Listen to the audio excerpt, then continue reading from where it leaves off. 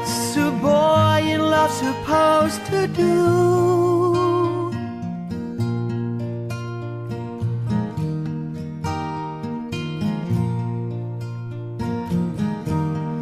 Looking for you, you were looking for me. Always reaching for you, you were too blind to see.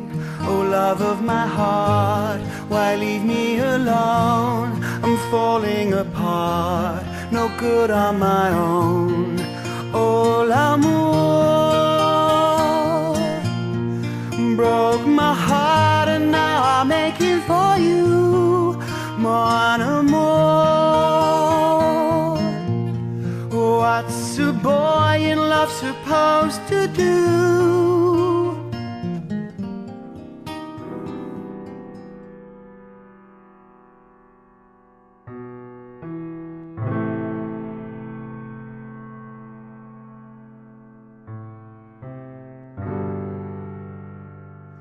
For a philosopher, love is an abstraction. An emotion, or feeling, is not well defined or applicable to ethics. It has a variety of meanings which have changed over time and has cross-cultural differences, but is generally defined as the experience of having affection for another human being. I'm speaking of romantic love, of course, and not what is known as platonic love or love between friends. Aristotle defined it as wishing the best for someone. He differentiated it from a scheming relationship where you do something beneficial for another just because they're your benefactor or you'll gain something from it. However, all love relationships really are essentially just that. There's always a scheme going on because that's how we were constructed to behave by evolution. Aristotle categorized 3 types of friendships: friendships of lust or pleasure, which is what rock stars have with groupies; friendship of utility, like the previous example of a scheming relationship, such as marrying into wealth or someone with status, like when a commoner marries royalty, which we just witnessed recently in England. And then you have the kind of friendship he valued the most, virtuous friendship, where a relationship inspires you to become a better person. Many YouTubers don't like to talk about their personal relationships very much, but it's such a big part of my life, and I think it's an important topic to discuss. I was surprised that during a recent live video, even in Mendham mentioned his self-described dysfunctional relationship, and he usually never talks about that. He has decided not to marry, and he is in good company, as some of the most famous people in history also never married, like Isaac Newton, Arthur Schopenhauer, Nikola Tesla, Leonardo da Vinci, Elizabeth I, Charles XII of Sweden, etc. Da Vinci was gay, but it was still not uncommon for gay men of his time to marry for appearances or to produce children, and in fact that still happens all the time today. Da Vinci was famous enough to be able to live out his final years with his lover as a guest of the King of France. The Mona Lisa was kept on an easel in his home, and he continued to work on it until he died. It would later end up on the wall of Louis XIV's bedroom. Superhuman Dance has said that romantic love answers the age-old question, what is best in life? But that is usually a highly subjective question. It's an opinion I agree with for the most part, but I realize that my opinion is also subjective. That is why I prefer to discuss the negative, which is objectively true for all animals, that pain is bad. No one can rationally deny that. Love can be a dopamine-infused roller coaster ride of pleasure and fulfillment, or it can be a death spiral of hellish torment. For example, one of my favorite graphic novels is The Crow by James O'Barr.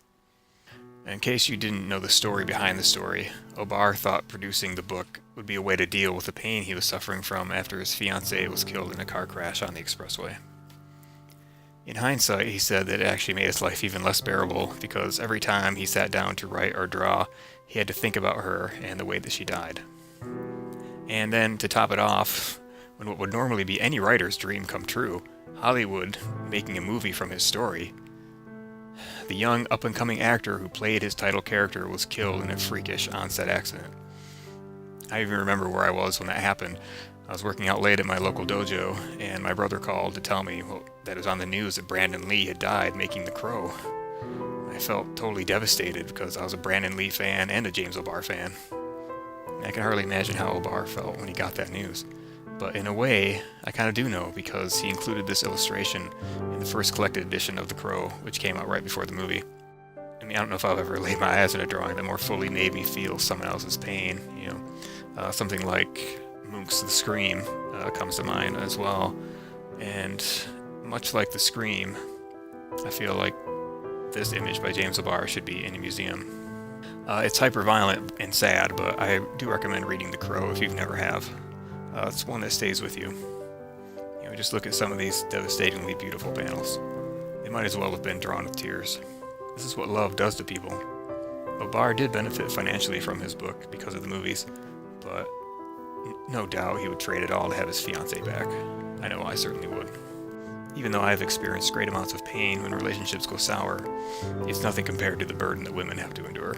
Here are just some of the statistics regarding love gone wrong. This is the price women specifically pay for falling in love with men. To use The Crow as another example, the main character, Eric, is executed quickly, but his fiancée is brutally raped, murdered, and then raped again after death. When Eric comes back to life, he's not getting revenge for himself, it's for her. Schopenhauer thought that romantic love was the most profound pursuit in life.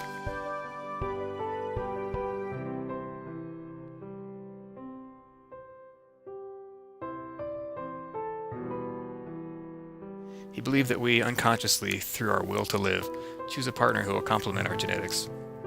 For instance, he observed that tall people often date shorter people, and short people often date taller people. This was decades before On the Origin of Species was published. One reason why I don't think that Schope was completely correct here is because there are more logical deductions about why people choose their mates. For instance, if someone is abnormally tall, then everyone who is available to him or her is likely to be shorter. Similarly, if a woman is abnormally short, then every man who approaches her is going to be tall, or taller than her. Some kind of instinctive drive to be with someone tall may not be a factor. Someone who is educated is probably not going to want to be with someone who is ignorant. We want someone we can feel comfortable with. That's why relationships where one partner went to college and the other didn't often cause drama. But Schopenhauer did realize that there are subconscious rules of attraction. We unconsciously seek the one who will give us the healthiest children. We fall in love with those who fill in our imperfections. Schopenhauer is the first to point this out. We have no choice as biology is stronger than reason.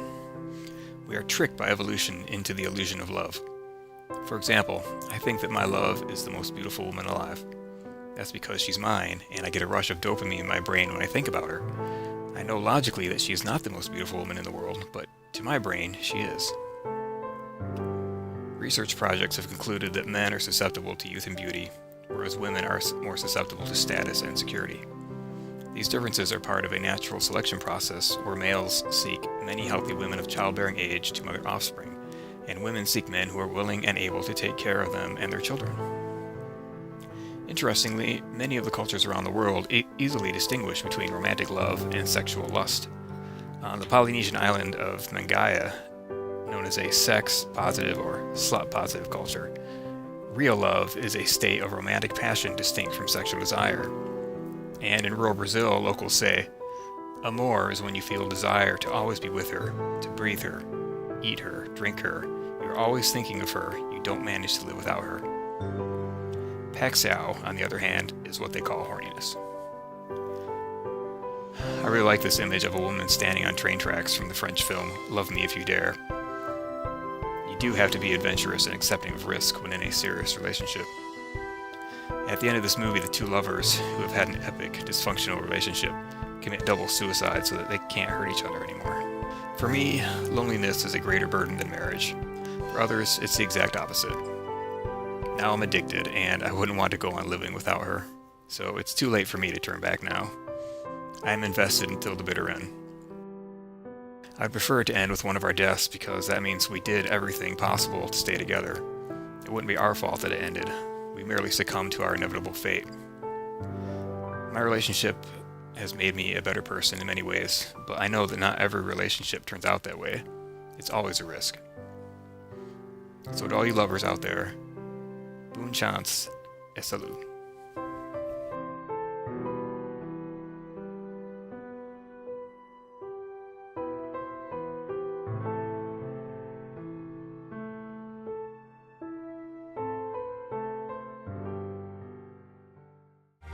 Love is just a word that ties the gap between you